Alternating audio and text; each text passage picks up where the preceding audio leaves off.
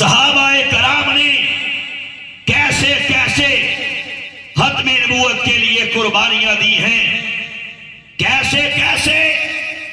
اپنی جانوں کے نذرانے پیش کیے ہیں، کیسے کیسے اپنے بچوں کو یتیم تو کروا لیا، توجہ،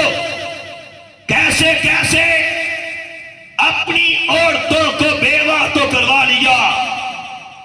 اپنا گھر بار تو چھوڑ دیا، لیکن عقیدہ ختم نبوت کی حفاظت کرنے سے پیچھے نہ ہٹے۔ جنگ یمامہ کا مطالعہ کیجئے، مسلمہ کذاب جس نے ہمارے کریم آقا صلی اللہ علیہ وآلہ وسلم کی عزت پہ حملہ کیا تھا، ناموس پہ حملہ کیا تھا، ختم نبوت کے